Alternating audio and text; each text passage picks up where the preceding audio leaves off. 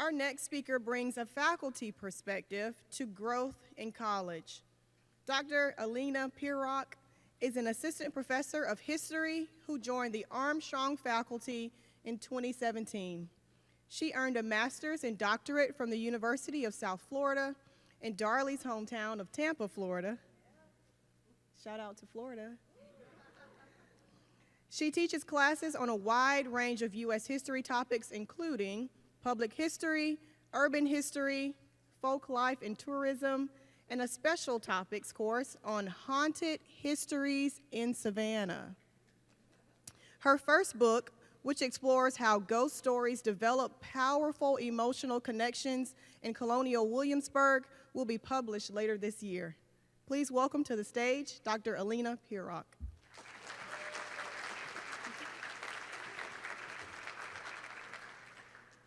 Thank you, Ava. All right, hello. As Ava said, I'm Dr. Alena Pirok. I'm an assistant professor in the history department. And today, I'm going to tell you a little bit about engaging in the educational process here at Georgia Southern. I'll start with a story about myself, because many years ago, I was sitting where you all are now, except for in Illinois. And like some of you, and Darley and Ava, I'm a first-generation student. For me, this meant that my parents and I didn't know what I should do once I got to college. I came to campus overwhelmed, there was a lot going on, and I felt behind and just simply out of the loop on everything. Luckily for me, stability came a few weeks in when a girl in my dorm casually asked me if my FAFSA package included something called work study. It did, and so did she, and now we're best friends.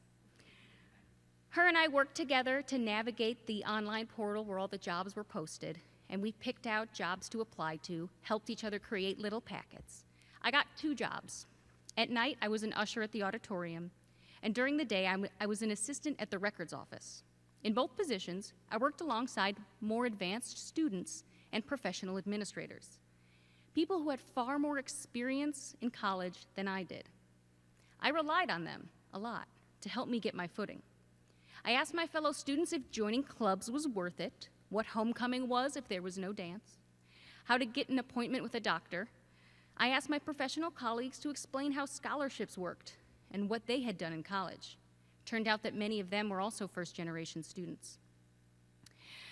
And I was really surprised and delighted to find out that no one thought less of me for asking these questions. And that fear in my mind that they would make me feel bad, that was just a fear.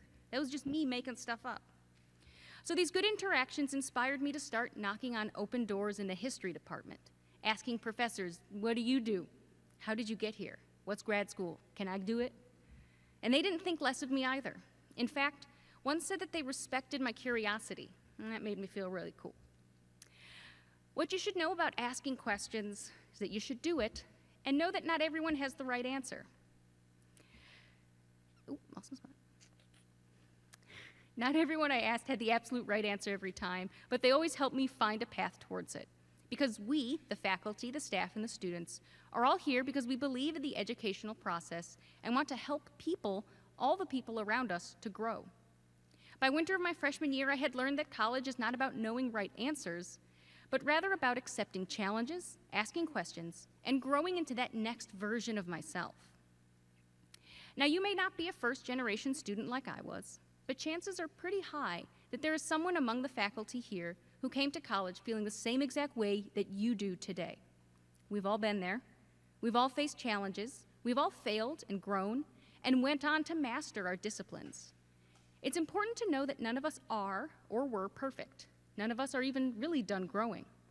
We are professional scholars who have built tools for success and growth that have served us well in our careers, and we're eager to help you do the same for whatever career you're beginning. So while these first few weeks might seem a little crazy, take comfort in the fact that the faculty here at Georgia Southern get it.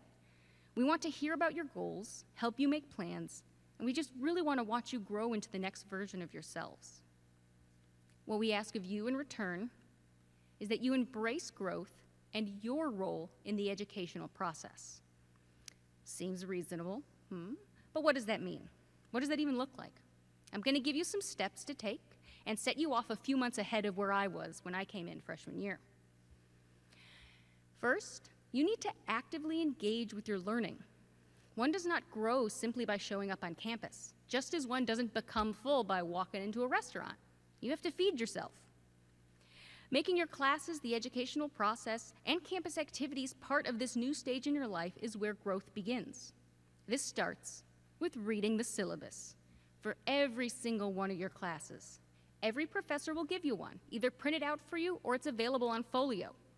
These documents will let you know what the class is about, what the professor expects, when all the assignments are due, what you're going to do week by week, and the rules and policies that govern the course.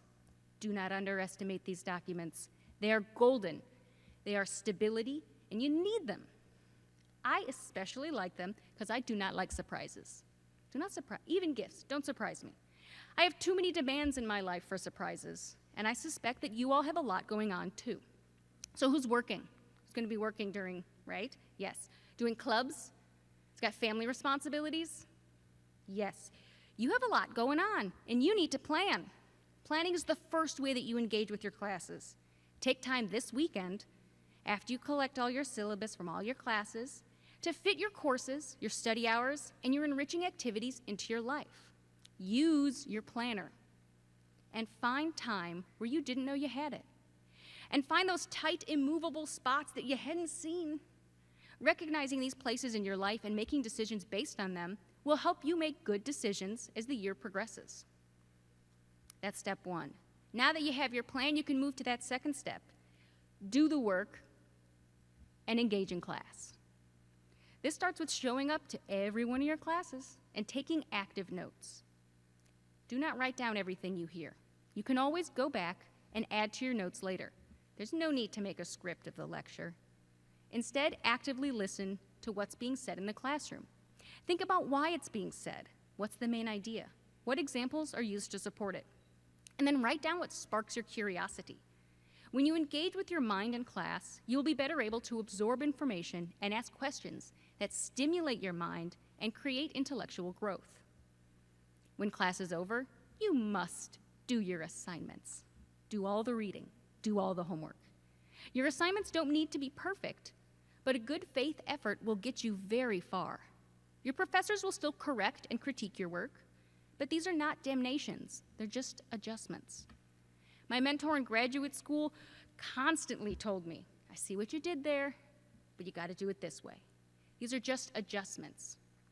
Accepting critique and adjustments is a vital part of the educational process and will serve you well here and once you graduate. Engagement also means communicating with your professor, asking questions in class, and keeping them informed. If you have a problem, or if a problem finds you, email your professor immediately. Tell them what's going on and what you need in order to do your best. Every professor has different rules for the course, which you can find in the syllabus, which you all must read. And things like extensions are nearly always a negotiation. But reaching out should be your first response when a problem emerges or when you begin to feel yourself slip. That brings us to our third step. Embracing growth and your role in the educational process includes asking for help.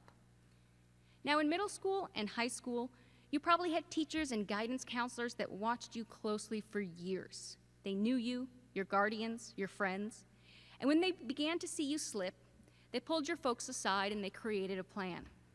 At the college level, the professors don't know your folks. We don't know you unless you introduce yourself to us. And we're not given files on all the things you need and all of your learning styles. It's now your responsibility to recognize if you need help and to communicate your needs to your professors or student services. If you had accommodations in high school, go to student services and tell them. Do that this week. If you've never had help before, begin to pay attention to yourself, your tests and your homework scores, and become accustomed to checking in with yourself, asking, am I getting this? Could I be doing something better? Could I use some help? This may be a hard achievement to master, but I have good news. Number one, there's no shame in seeking help. In fact, recognizing your needs and seeking aid is a sign of emotional and intellectual maturity that will serve you very well in life. And two, the university is brimming with departments and offices whose only job is to help you succeed.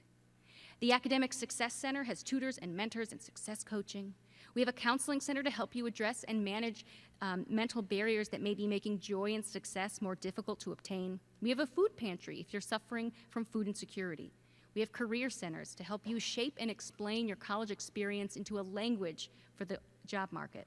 We have financial aid offices and counselors to help you with money and budget. And it's all here for you. You just need to ask. And you don't even need to ask the right person. A librarian, an advisor, RA, a professor, or really anybody behind a desk or with a name tag on. Doesn't matter. Of course, they might not know the correct answer, but they will help you on that quest to find one. And really, that process is what college is all about.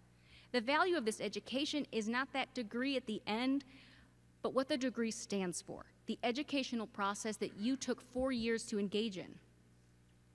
So I hope you reflect on my message over the next few days and sit down with your syllabus over the weekend and put it into your planner.